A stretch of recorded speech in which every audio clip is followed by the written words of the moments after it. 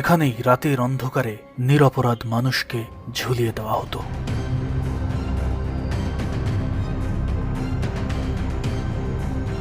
আমি এখন জেলখানার মধ্যে অবস্থান করছি।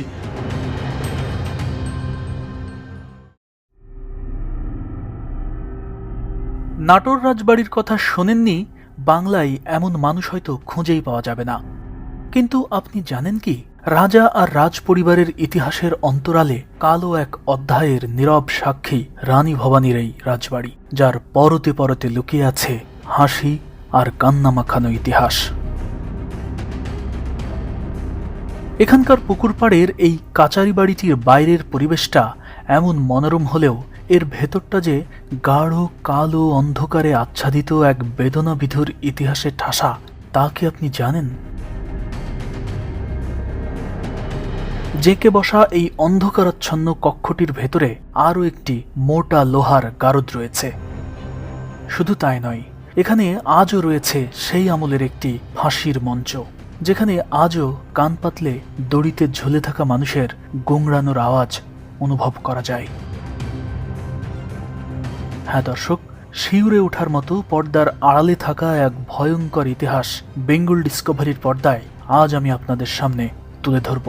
একই সাথে দেখাবো নাটোরের বিখ্যাত রানী ভবানীর রাজবাড়ির কোথায় কি আছে সবকিছু।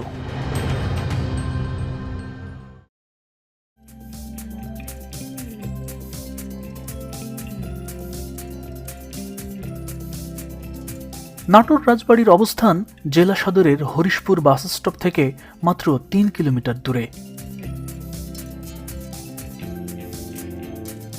ছোট্ট মফস্বল শহর নাটোর, অথচ এই শহরে বসেই রানী ভবানী শাসন করেছেন রাজশাহী, পাবনা, বগুড়া, কুষ্টিয়া, যশোর, রংপুর, এমনকি ভারতের মুর্শিদাবাদ, বীরভূম হয়ে মালদহ পর্যন্ত। নবাব সিরাজউদ্দৌলার নানা আলিবর্দী খান নিজেই রানী ভবানীকে এসব অঞ্চলের শাসনভার দিয়েছিলেন। প্রায় অর্ধেক বাংলা শাসন করতেন বলে রানী ভবানীকে বলা হতো অর্ধবঙ্গেশ্বরী শাসক।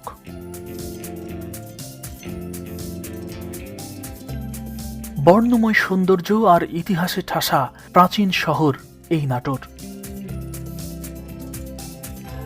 এই শহরে আজও আছে রানী ভবানীর এক জৌলুসে ঘেরা বিলাসবহুল রাজপ্রাসাদ, রয়েছে শান বাঁধানো পুকুর ঘাট, আস্তাবল, চৌকিদারদের বাসভবন,